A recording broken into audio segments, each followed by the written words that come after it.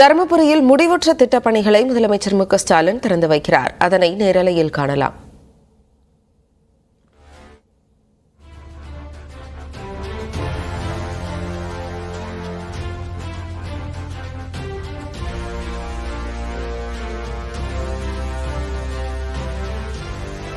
தருமபுரியில் முடிவுற்ற திட்டப் பணிகளை முதலமைச்சர் மு.க.ஸ்டாலின் திறந்து வைத்து வருகிறார். இந்த காட்சிகளை நேரலையில் பார்த்துக் கொண்டிருக்கிறோம்.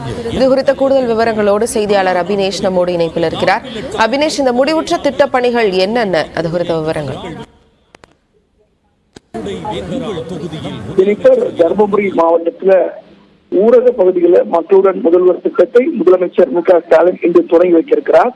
முன்பாக தருமபுரி மாவட்டத்திற்கு உட்பட்ட முடிவுற்ற திட்டப் பணிகளை முதலமைச்சர் மு.க.ஸ்டாலின் திறந்து வைத்தார். அதே போல 500 கோடி ரூபாய் மதிப்பிலான புதிய திட்ட பணிகளுக்கும் முதலமைச்சர் மு.க.ஸ்டாலின் இன்று அடிக்கல் நாட்டினார்.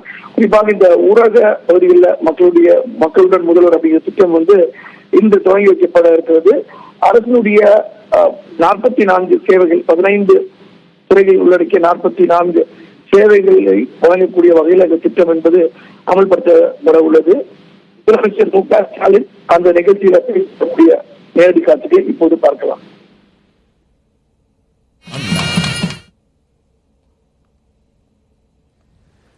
இந்த சிறப்பான நிகழ்ச்சிகளை கலந்து கொண்டிருக்கக்கூடிய மாண்புமிகு நகராட்சி நிர்வாகத்துறையினுடைய அமைச்சர் நேரு அவர்களே, தருமபுரி பொறுப்பு அமைச்சர் மாண்புமிகு வேளாண்மைத்துறை உழவர் நலத்துறை அமைச்சர் எம்.ஆர்.கே. பன்னீர்செல்வம் அவர்களே, பல்வேறு மாவட்டங்களிலிருந்து கலந்து கொண்டிருக்கக்கூடிய அமைச்சர் உள்ளிட்ட மக்கள் பிரதிநிதிகளே,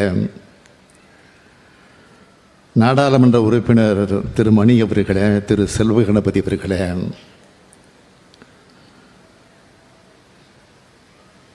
சட்டமன்றத்தினுடைய பாட்டாளி மக்கள் கட்சியினுடைய தலைவர் மதிப்பிற்குரிய ஜி.கே. மணி அவர்களே, சட்டமன்ற உறுப்பினர் திரு வெங்கடேஸ்வரன் அவர்களே, சேலம் ராஜேந்திரன் அவர்களே, சிறப்பு அலுவலர் திரு மோகன் ஐஏஎஸ் அவர்களே, மாவட்ட ஆட்சித்தலைவர் திருமதி சாந்தி ஐஏஎஸ் அவர்களே, உள்ளாட்சி அமைப்புகளின் பிரதிநிதிகளே, அரசு உயர் அலுவலர்களே, வருகை தந்திருக்கக்கூடிய பெரியோர்களே, தாய்மார்களே, நலத்திட்ட உதவிகள் பெறுவதற்காக வருகை தந்திருக்கக்கூடிய பயனாளி பெருமக்களே, பத்திரிகை மற்றும் ஊடகத்துறையை சார்ந்திருக்கக்கூடிய நண்பர்களே, உங்கள் அனைவருக்கும் முதலில் என்னுடைய நன்றியை, வணக்கத்தை தெரிவித்துக் கொள்ள விரும்புகிறேன். சட்டமன்ற தேர்தலுக்கு முன்னாடி ஒவ்வொரு தொகுதிக்கும் போய் மக்களை நான் நேரடியாக சந்தித்தேன். அந்த நிகழ்ச்சிக்கு உங்கள் தொகுதியில் ஸ்டாலின்னு பேர் வச்சோம். கொளத்தூர் மட்டும் இல்லை, அதான் என்னுடைய தொகுதி கொளத்தூர் மட்டும் இல்லை, தமிழ்நாட்டில் இருக்கிற எல்லா தொகுதிகளும் என்னோட தொகுதிகள் தான் என்ற எண்ணத்தோடு அந்த பயணத்தை தொடங்கினேன். மேடையில் எனக்கு பக்கத்தில் ஒரு பெரிய பெட்டியை வச்சு அதில் பொதுமக்கள் தங்களுடைய தொகுதிக்கான தேவைகள், கோரிக்கைகள் இதெல்லாம் எழுதி போடலான்னு சொல்லி அதில் எழுதி போட வச்சோம். ஆட்சிக்கு வந்த 100 நாட்களுக்குள்ளே அதை சாத்தியமாக இருக்கக்கூடிய எல்லா காரியங்களையும் நிறைவேற்றி காட்டுவேன்னு சொன்னேன். உங்கள் முன்னாடி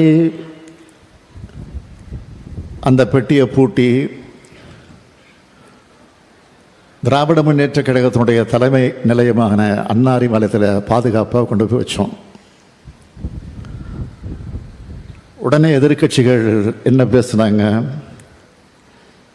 இவங்க ஆட்சிக்கு வரப்போகிறதில்ல, இந்த பெட்டியும் திறக்க போகிறதில்ல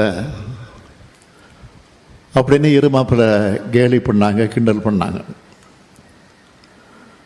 ஆனால் பொதுமக்களான நீங்கள் திமுக மேலேயும் என் மேலேயும் நம்பிக்கை வச்சு அந்த கேலி மனிதர்களை தோக்கடித்து எங்களுக்கு பெரிய வெற்றியை தேடி தந்தீங்க.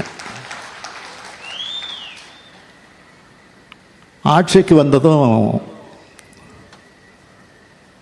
உங்களுடைய மனுக்களை கவனிக்கிறதுக்காகவே புதுசாக ஒரு துறையை உருவாக்கினேன். அந்த துறையோட பெயர் உங்கள் தொகுதியில் முதலமைச்சர். என்கிட்ட கொடுக்கப்பட்ட மனுக்கள் துறை வாரியாக பிரித்தோம். அதிலிருந்து நடைமுறை சாத்தியமுள்ள 2,29,216 மனுக்களுக்கு உடனடியாக தீர்வு கட்டோம். மக்கள் வச்ச கோரிக்கைகளில் சாத்தியமுள்ள அனைத்தையும் நிறைவேற்றியிருக்கோம். தேர்தலுக்கு முன்னாடி வாங்கின மனுக்களுக்கு தீர்வு கண்டதோட எங்களுடைய கடமை முடிஞ்சிருச்சுன்னு நாங்கள் நினைக்கல. இனிமேல் தான் கடமை தொடங்குதுன்னு நினச்சி உழைப்பை கொடுத்தோம்.